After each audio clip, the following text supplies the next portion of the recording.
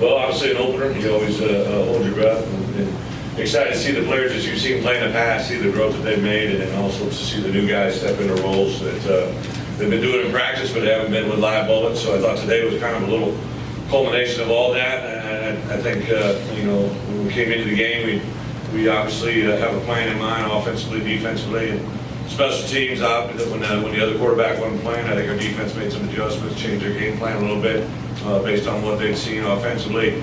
Had so many new guys. Obviously, we have a new lineup with Ty Clary in there and Johnny Gibson at right tackle, but that 3 running backs really that haven't played a lot.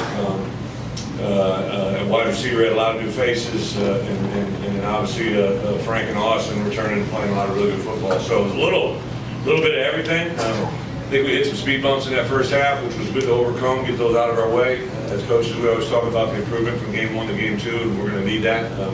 But I thought our guys responded really well in the second half. We've been talking about starting fast. We knew we were going to start on kickoff coverage and then followed up with defense, and obviously to make a play. I think Gabe Richardson knocked it out there, and then we get the scoop and score was good, and then a good teaching moment because we got a sideline penalty for the guy's reaction. So in these type of games, it was just good to get a lot of real good visual learning that we'll be able to take from the film and teach other guys and come out of relatively healthy. I think Ryan Pulley just obviously damaged and hurt his shoulder, his pec. It's something we're going to wait till we get back home to figure out exactly what that is.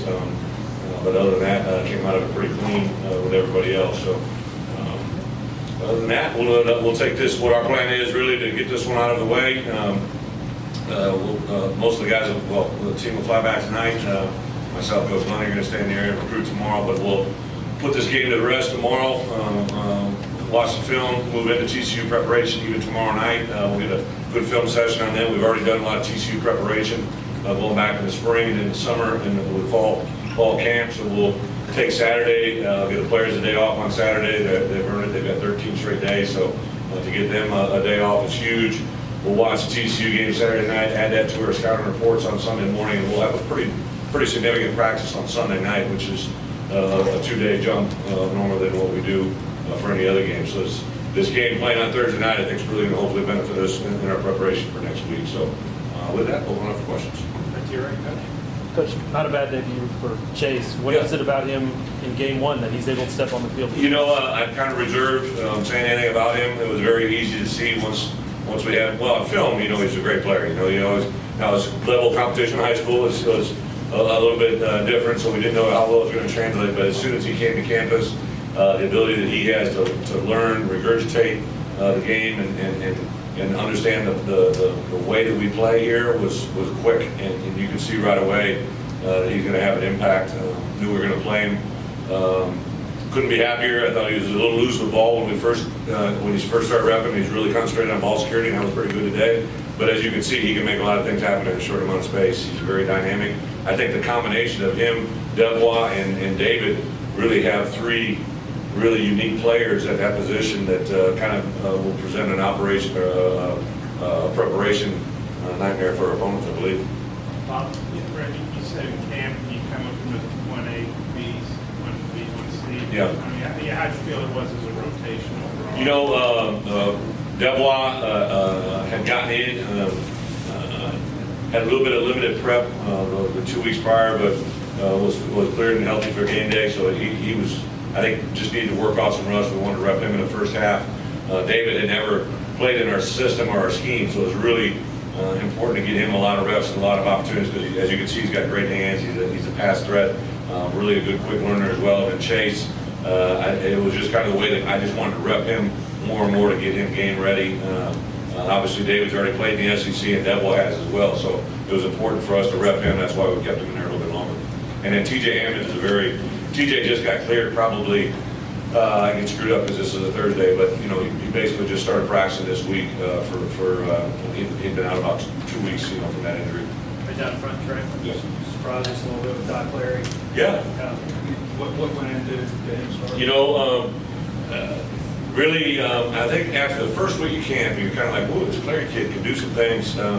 Was very impressed with his feet, his athleticism, very, very powerful. I remember Herb came up to me after the first 2 weeks of summer camp, and he says, this Ty Clary's lower body strength is unbelievable. He's really at a third or fourth year player, just strengthening his lower body. which is obviously a great indicator for O-line play. Then after that first scrimmage, he kind of showed up on film.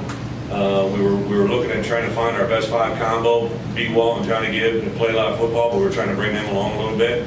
So we kind of all made a decision, hey, let's see what Ty can do at right guard, put him in with the twos.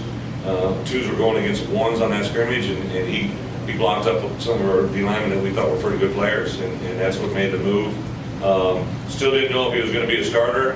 He's obviously a true freshman who was, in my opinion, totally under-recruited, and made a decision about 10 days out when we made preparation that he was going to be our starter. I didn't release it to you guys because I didn't want it to be the chatter. You know what I mean? I wanted to protect him a little bit and let him prepare in a way that he needed to play, and then he'll be a lot better in his preparation to start at TCU. Back down front. Yeah. Thoughts on Austin Allen's play, and did you try to get him out a little earlier? Yeah, Trey, I think we wanted to, no matter what happened in the first half, well, I should say no matter what, but our goal was to make him play through the third quarter. I think today, as many reps as our ones could get it, we haven't been able to simulate that in any practice or scrimmage against a live opponent that's trying to damage you. So to get him work through three quarters, to get him out, knock the rust off a little bit, I think he was good, but he got some things he did need to work through, especially with new guys in there, new wide receivers, new tight ends, a couple new offensive linemen. So I don't think, although it was some plays in the first half, you're like, come on, will Michael drop that third down?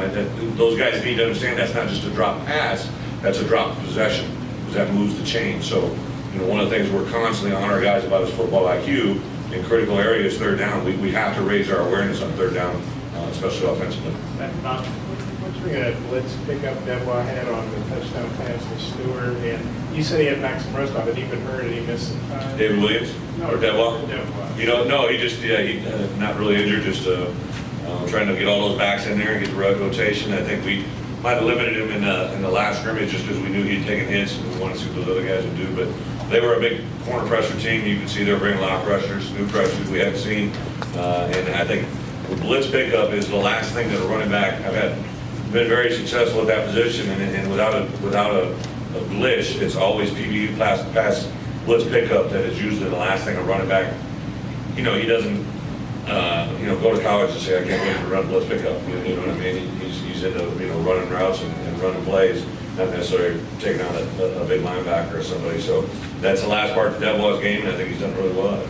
You're right, Brett, your defensive speed, do you think it showed up tonight? I do. I was really happy with just the way the guys ran the ball. They tackled pretty well. I thought overall, I don't care what level you're at. A guy with a football, they have some really good players, some good athletes over there, and to tackle as efficiently as we did. And then there was a couple great examples that probably go without being noticed to the untrained eye, that we just leveraged the ball really well, turned it into pursuit. Case in point, to start the second half, I think that play was created by the leverage that I think Andre Tolliver got, forced it in, and I think Gabe got the strip, and then Andre got the fumble recovery for a touchdown. There's another play, I think Jake Hall got a sack, or his first sack out there today, and it was an under move by Randy Ramsey to flush the quarterback into him. So there's a lot of really good moving parts on the defense side of the ball that you funnel the football to get a guy to make a play. It was very, very evident. The left along the wall. Your hog and razor each had a sack. Is that what you expect out of them to get to the quarterback? Well, we ran through quite a few guys. I think Randy actually plays both. Based on our personnel groupings. But Randy, to me, has been a guy I've been real quiet about. I just think he's got some special skills, and he's just beginning to scratch the surface how good he really can be. I give a lot of credit. My two new defensive coaches, Coach Scott and Coach Walker, really have had a nice impact in our room, getting those guys to play. I think in particular at outside backer, you got two guys, Randy Ramsey and Dwayne Eugene, who have been kind of just role players to this point. And I think it showed up today that they got those are two guys that belong at this level.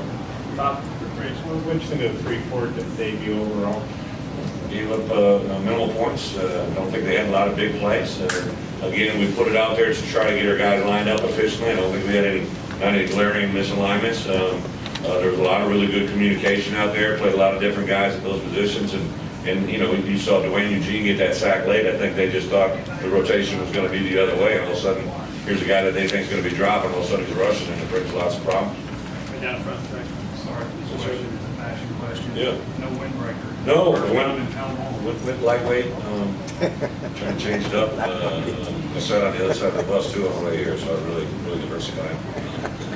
No, I just was in the locker. I didn't feel like wearing the white one that day. So When's the last time you done? I've never not worn one. I was defensive coordinator against Hawaii. Was the last time that I remember one as a coach. Second row to your right, Coach. Coach, can you speak on, Because we had a nice little Tommy on. I want to show it off. Coach, can you speak on freshman Callaway coming Sure. in from Pulley? Yeah, you know, Chevin Callaway and Cameron Curl, both those guys got because of obviously Ryan's situation.